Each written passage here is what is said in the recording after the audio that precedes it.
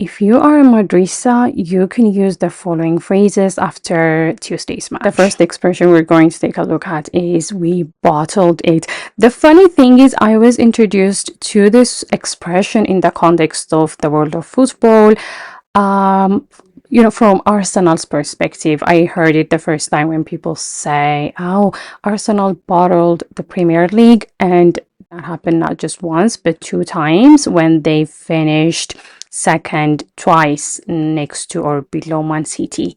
So we were so used to hearing people say Arsenal bottled it, but now as a Madrista, you can use this phrase to say that maybe we failed under pressure, we lost our nerve, or we gave the game away to Arsenal. We bottled it. Therefore, when we use it in a sentence, it might look like this: same story every time, we bottled it again. This may not necessarily be true for Real Madrid because Real Madrid they are the kings of miracles. They can make anything happen almost every time. So maybe same story every time may not work for Real Madrid, but maybe, I don't know. Let's see what happens next week on Wednesday. So we can say we bottled it again. So when we use this statement, we are maybe trying to talk about missed chances, players looking defeated. So it's one of the most used phrases in football culture.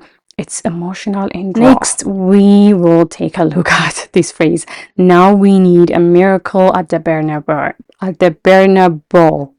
How do we pronounce this word, by the way, correctly? So moving on, a Madrista can say we need a miracle at the Bernabeu, but we can use this. But at the same time, if Madrid advance to the next stage, I don't think we'll be surprised because for Real Madrid, anything is possible, especially a comeback is highly possible, but it will take something extraordinary. And I mean, extraordinary is literally, it seems like it's a synonym for Real Madrid, especially in the world of Champions League. So maybe as a Madrista, you can use this phrase. Now we need a miracle at the Bernabeu. Yeah. So, like I said, Madrid's if they win next week, it's not going to be new stuff. We'll be like, the same old Madrid. So we can say it's happened before, but we'll need a miracle. Flashbacks of past comebacks, like we might see Mission Impossible vibes. So if a Madrista is saying this expression or something similar to this, they're talking about keeping hope alive, but at the same time, they're probably not going to expect too much because they are behind 3-0. But at the same time, anything can happen. Next, we will take a look at schoolboy defending. So many people were criticizing Real Madrid's defense after the game. So if you say that's schoolboy defending, you're actually saying the defending was really basic. It was amateur level defending. So schoolboy defending. When we use it in a sentence, we can say, how does that free kick go in? That's schoolboy defending. Of course, everyone was stunned by Declan Rice's free kicks. So maybe the reason is, let's say maybe, the players, maybe they jumped late or they jumped early, or, Courtois was frustrated. In short, we use this expression, schoolboy defending, or you might hear people use this expression often to express their disbelief at poor defending. Oh, that's schoolboy defending. They were not happy.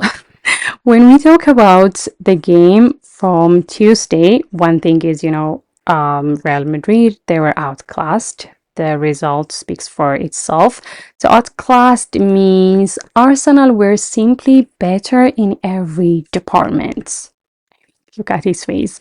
And okay, I hate seeing Mbappe sad because I love how much he loves Real Madrid. And I wish him all the best in Real Madrid. but this is the reality he's in right now. So unfortunately, his team was outclassed. They were not the better team on Tuesday. Any Madrista would say, no excuses, we were totally outclassed. That means Arsenal dominated possession.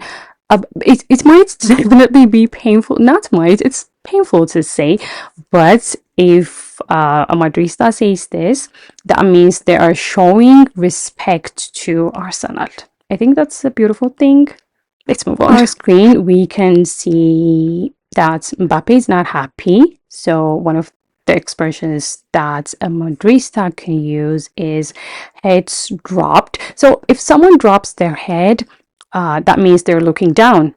No other meaning. But in the world of football, it can mean that the players mentally give up after conceding. So it looks like Mbappe gave up, and not just Mbappe, but also the other players. So how can we use these two words in a sentence? One way of using it: as soon as the second goal went in, our heads dropped. As you can see, they don't look like they're in a good mood. Of course, they're sad. At least they're not happy. So as you can see, they're not at their best. So it's all about the body language. It's all about the attitude. It's when we say their heads dropped, it's a visual phrase. You don't even necessarily have to look at the players to understand what it means.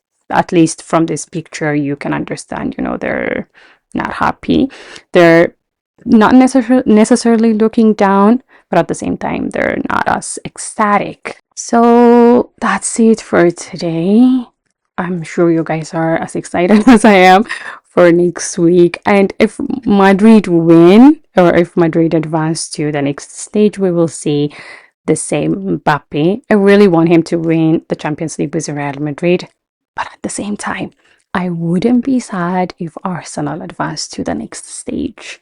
I think it's going to be a beautiful thing to see. Just imagine Arsenal winning the Champions League. Wow. I'll be happy because at this point, I'm a Madrista, but I love football more. So that's it for today. Did I say that? Am I repeating what I just said? I hope you guys have a wonderful Palm Sunday and see you next time.